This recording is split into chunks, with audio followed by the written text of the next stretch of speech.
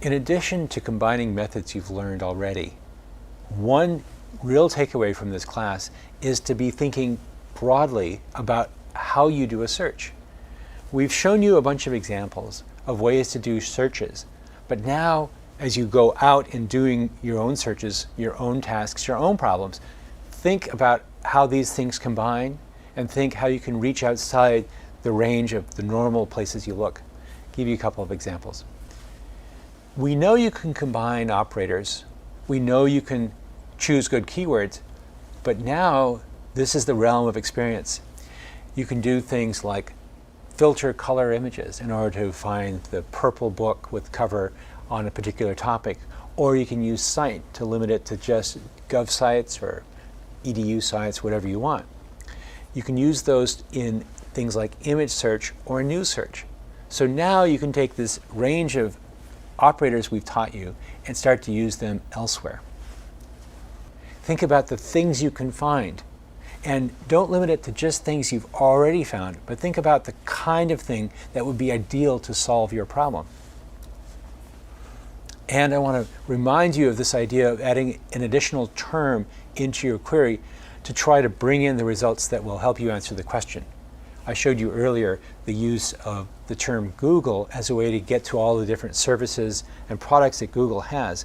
For example, Google Language Translate is an excellent search to get to the Google language translation page very, very quickly.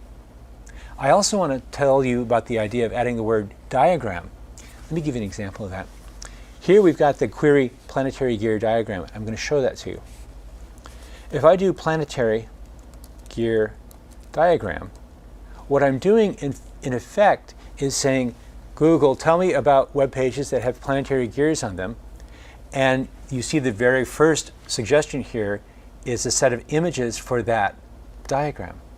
So if I click through Google Images, I'll see what? A whole pile of essentially labeled parts diagrams. This is an incredibly handy technique to use when you're trying to understand some physical object in the world. I've used it for parts on bicycles. I've used it for the ships, the sails on a clipper ship.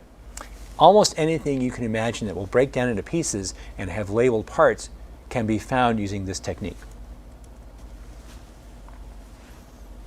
Another way to think about problems like this is to think about the kinds of resources that could answer your problem if only you knew about them. So you probably know about Stonehenge. It's this megalithic monument in England that looks like this. A question that might come up for you is there moss on all sides of all the stones at Stonehenge? How would you find out?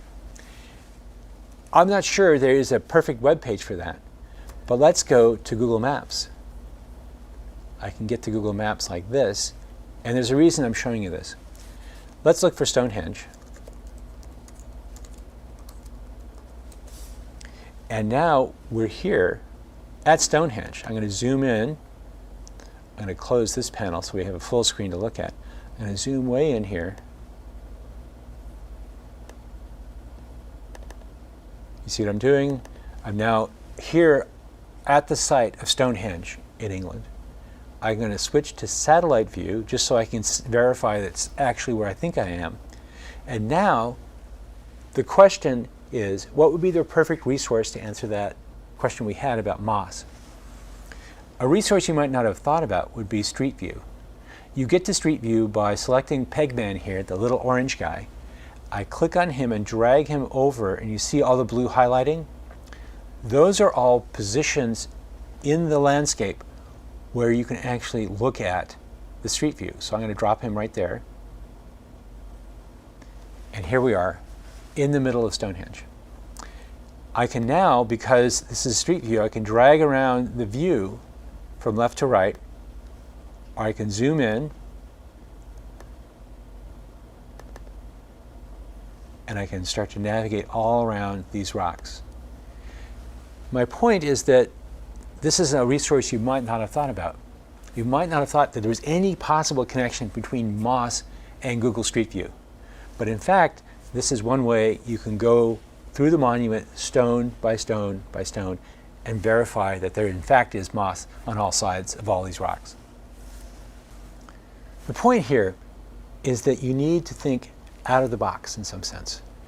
When you're going around on the web, when you're doing your work, when you're just reading day to day, one thing to keep in the back of your mind is what resources are available, what are coming up online, what are new, and how can I use them to help solve the kinds of problems that I have.